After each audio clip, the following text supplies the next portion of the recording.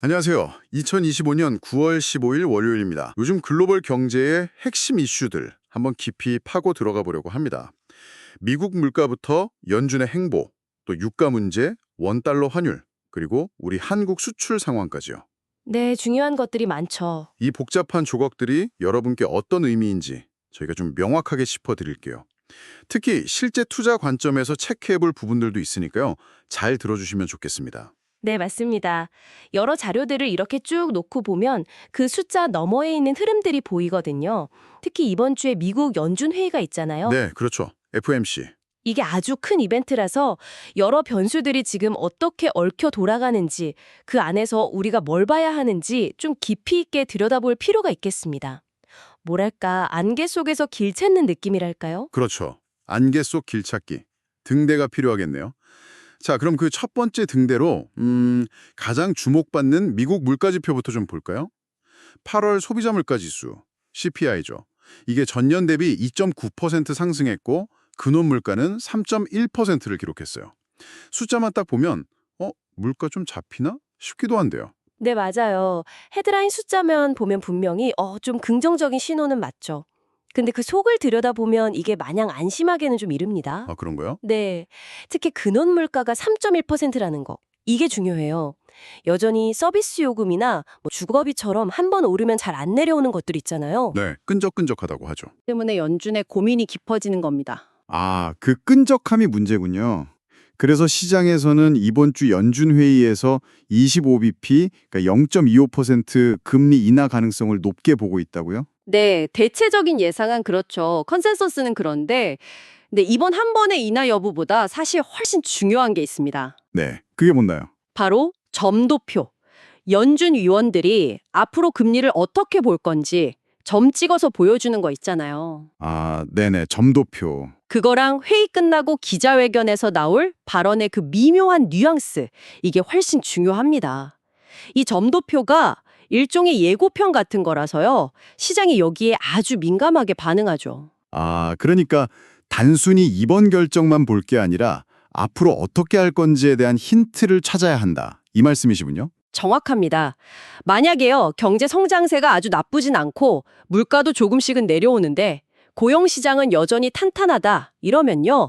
연준은 아마도 금리 인하는 하겠지만 서두르진 않겠다. 지표 보면서 신중하게 결정하겠다 이럴 가능성이 높아요. 기존 입장을 재확인하는 거네요. 그렇죠. 데이터 의존적, 점진적 인하 원칙, 이걸 다시 한번 강조할 수 있다는 거죠. 이 기조가 확인되면 시장 기대가 조금 조정될 수도 있고요. 연준의 그런 신중한 태도, 이게 우리한테는 구체적으로 어떤 영향을 미칠까요? 훌주 중심의 나스닥 지수나 반도체 주식 같은 성장주들 있죠. 네, 성장주들. 그 가치 평가, 그러니까 밸류에이션에도 직접적인 영향을 미치죠. 달러 방향도 물론이고요. 만약 점도표가 시장 기대보다 좀 매파적이다. 그러니까 긴축선호 쪽으로 나오면 장기 금리가 다시 오르면서 성장주에는 부담이 될 수 있고요. 반대로 비둘기파적이면요? 그렇죠. 예상보다 비둘기파적이다. 완화 선호 신호가 강하다. 이러면 채권이나 성장주에 좀 더 유리한 환경이 될 수 있겠죠. 아, 정말 연준의 말 한마디 시장이 출렁일 수 있겠네요. 자, 다음 주제로 넘어가 보죠. 유가입니다. 최근 국제 유가가 배럴당 60달러대 초반에서 움직이는데 러시아 에너지 시설에 들어온 공격 소식이 있었어요. 이게 좀 변수가 된 것 같은데요. 네, 그렇습니다. 자료에 따르면 러시아 서부의 주요 항구나 정유시설이 공격받았다 이런 뉴스가 나오면서요. 원유 공급에 좀 차질이 생기는 거 아니냐 이런 우려가 퍼졌죠. 이게 유가를 좀 끌어올리는 요인이 됐고요. 네. 하지만 동시에 그 오펙 플러스라고 하죠. 석유 수출 기구국랑 주요 산유국들 여기서 예정대로 생산량을 늘릴 거라는 계획이 있고 또 글로벌 경기가 좀 둔화되면서 원유 수요 자체가 줄 수 있다는 우려도 있거든요. 이게 또 유가 상승폭을 제한하고 있는 거죠. 아, 그러니까 공급 불안 요인이랑 수요 둔화 요인이 서로 팽팽하게 맞서고 있다. 이런 거군요. 네, 맞아요. 딱 줄다리기 하는 영국이에요. 실속 게임 같다고 할까요? 한쪽에서는 공급 차질 관용성이 유가를 막 밀어 올리려 하고 다른 한쪽에서는 수요가 줄어들까 봐 걱정돼서 유가를 끌어내리려 하고 지금은 어느 한쪽이 확 이기지 못하고 균형점을 찾아가는 모습이죠. 근데 만약에요, 여기서 지정학적 긴장이 더 커져서 유가가 다시 막 오른다면요. 잡히는 줄 알았던 인플레이션 이거 다시 고개 드는 거 아닌가요? 그럴 가능성도 아예 없지는 않죠. 하지만 현재 유가 수준에서 아주 막 큰 폭으로 급등하지만 않는다면요. 인플레이션을 다시 확 점화시킬 위험은 좀 제한적일 것 같아요. 작년 이맘때 유가가 워낙 높았던 것도 있고요. 기저효과죠. 아, 기저효과? 다만 만약에 중동 지역 불안이나 러시아 관련해서 뭔가 돌발 변수가 동시에 빵 터져서 에너지 가격이 예상외로 다시 확 뛴다면 이건 금리 내리는 속도를 늦추는 아주 중요한 변수가 될 수 있습니다. 그래서 유가 동향은 계속 지켜봐야 하는 거죠. 네, 알겠습니다. 계속 주시해야겠군요.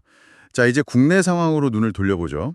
자료를 보니까 원달러 환율이 현재 1380원대 후반에서 움직이고 있네요. 이 수준은 어떻게 봐야 할까요? 네, 최근에요. 미국 연준이 곧 금리 내릴 거다 이런 기대감이 커지면서 달러화가 전반적으로 좀 약세를 보였잖아요.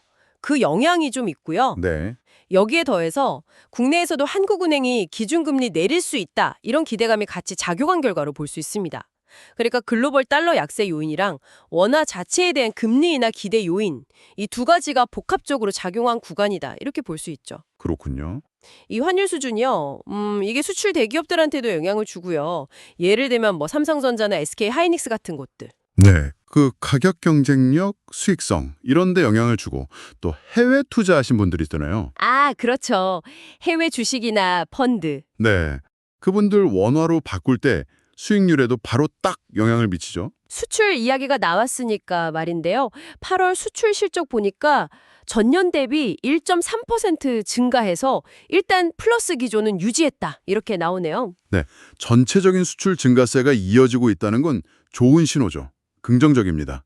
특히 자료를 보면 반도체 수출이 여전히 전체 수출 증가를 이끄는 뭐랄까 핵심 동력 역할을 하고 있어요. 네, 반도체가 계속 잘 나가네요. 그렇죠. 하지만 그 속을 좀 더 자세히 들여다볼 필요는 있습니다. 지역별로나 품목별로 보면 온도 차이가 좀 나거든요. 아, 그래요? 네, 예를 들어서 미국으로 가는 수출은 뭐 관세 문제라던가 아니면 현지 수요 변화 이런 요인들 때문에 증가세가 약간 둔화되는 조짐이 보여요. 그러니까 총량은 괜찮아 보이는데 그 안을 들여다보면 좀 차별화가 진행되고 있다. 이 점은 염두에 둬야 합니다. 그렇군요. 전체 평균만 볼 게 아니라 그 속을 봐야 한다는 거군요. 알겠습니다. 한국은행 기준금리는 계속 2.50%로 묶여 있죠, 지금. 네, 맞습니다. 한국은행은 지금 굉장히 신중한 입장을 유지하고 있어요. 물론 물가 안정이 최우선 목표이긴 한데 동시에 경기 둔화에 대한 우려도 있고 또 여전히 높은 수준인 가계부채나 부동산 시장 리스크 이것까지 다 같이 봐야 하거든요. 그렇죠. 고려할 게 많네요. 네, 복잡한 상황이죠. 얼마 전에 금통위 나온 거 보면 물가 안정도 중요하지만 금융 안정 리스크 관리도 소홀히 할 수 없다. 이런 고민이 좀 엿보이더라고요. 근데 일부 금통위원은 금리 인하 필요성을 언급하기도 했다면서요. 네, 몇몇 의원은 앞으로 경기가 더 나빠질 수도 있으니 선제적으로 좀 대응해야 한다. 즉, 금리 인하가 필요하다는 의견을 내비치긴 했습니다.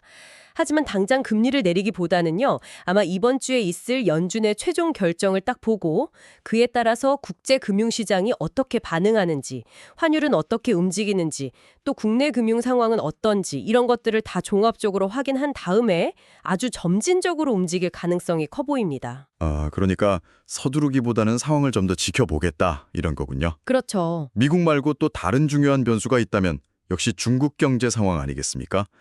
최근에 중국 제조업이나 소매 판매 지표가 좀 안 좋다는 소식이 계속 들려오는데요. 맞습니다. 중국 경제가 좀 둔화되는 신호가 계속 나오면서 중국 위원화 가치에도 좀 부담을 주고 있어요. 근데 이게 중국만의 문제가 아니거든요. 중국 수요가 줄어든다는 건 한국이 중국에 수출하는 중간재, 뭐 부품이나 소재 같은 거요. 네, 중간재요. 그 실적에 바로 영향을 미치고 더 나아가서는 글로벌 교역 사이클 전체를 좀 위축시킬 수 있는 그런 중요한 변수입니다. 그래서 이번 주 후반부터 발표될 중국의 9월 주요 경제 지표들 이걸 아주 면밀히 살펴봐야 합니다. 우리 원화에도 영향을 주겠네요. 달러가 약해져도 원화가 힘을 못 쓸 수도 있다. 뭐 이런 건가요? 그럴 가능성이 충분히 있습니다. 보통 아시아 통화들이 어느 정도는 같이 움직이는 경향이 있거든요. 동조화라고 하죠. 네. 그래서 만약 달러가 약세를 보이더라도 중국 경제가 불안해서 같이 약세를 보이면 원화 혼자서 막 뚜렷하게 강세로 가기는 좀 어려울 수 있어요. 그래서 원달러 환율을 볼 때는 중국 경제 흐름을 꼭 같이 봐야 하는 거죠. 와, 정말 글로벌 이렇게 촘촘하게 다 연결되어 있네요. 이번 주에는 특히 중요한 경제 이벤트들이 아주 많다고요? 네, 이번 주는 뭐랄까 글로벌 중앙은행 슈퍼위크 이렇게 불러도 될 정도입니다. 슈퍼위크요? 네. 가장 핵심은 역시 미국 연준의 FOMC 회의고요.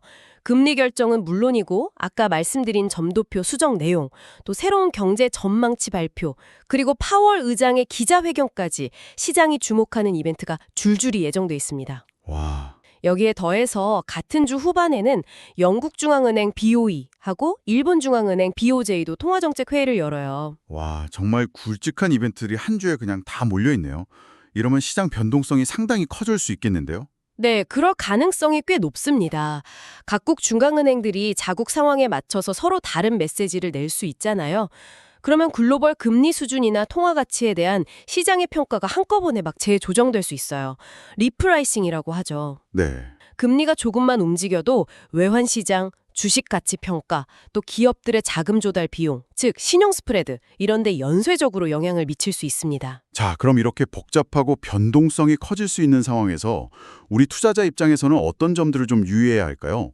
오늘 분석한 내용들을 바탕으로 실제 포트폴리오 점검에 참고할 만한 뭐랄까 전략적인 포인트 같은 걸 좀 짚어주시죠. 네, 이렇게 거시경제 환경의 불확실성이 높을 때는요, 특정 자산이나 섹터에 너무 과도하게 쏠려 있는 포트폴리오, 즉 익스포저는 좀 위험할 수 있습니다. 네, 그렇죠. 그래서 이번 기회에 전반적인 자산 배분 상태를 한번 점검해 보시고 위험 관리 차원에서 몇 가지 전략적인 원칙을 고려해 볼 필요가 있겠습니다.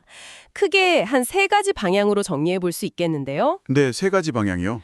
첫째는 금리 변화에 대한 민감도 관리입니다. 금리 민감도 관리. 네. 만약 연준이 점도표나 이런 걸 통해서 점진적인 금리나 기조를 확인시켜준다. 그러면 금리가 내려갈 때 가격이 오르는 채권 있잖아요. 예. 특히 만기가 아주 길지도 아주 짧지도 않은 중간 정도 되는 채권, 중장기 듀레이션 채권이라고 하죠. 이 비중을 일부 늘리는 걸 고려해 볼 수 있습니다. 듀레이션이요? 네, 듀레이션이라는 게 금리가 1% 변할 때 채권 가격이 몇 %나 변하는지 보여주는 민감도 지표인데요.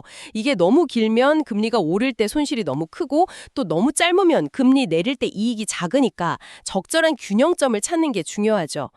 다만 만약에 연준이 예상보다 좀 매파적으로 나온다. 그러면 금리가 단기적으로 확 튈 수도 있거든요. 아, 그럴 수도 있겠네요. 네, 그러니까 채권에 투자하더라도 한 번에 다 사기보다는 나눠서 사는 분할 매수 접근이 좀 더 안전합니다. 한국 국채 3~5년물도 비슷한 관점에서 안정적인 대안이 될 수 있고요. 그리고 성장주, 특히 기술주 같은 경우도 금리가 안정되면 장기 성장성은 여전히 유효하다고 보지만 단기 변동성은 커질 수 있으니까요.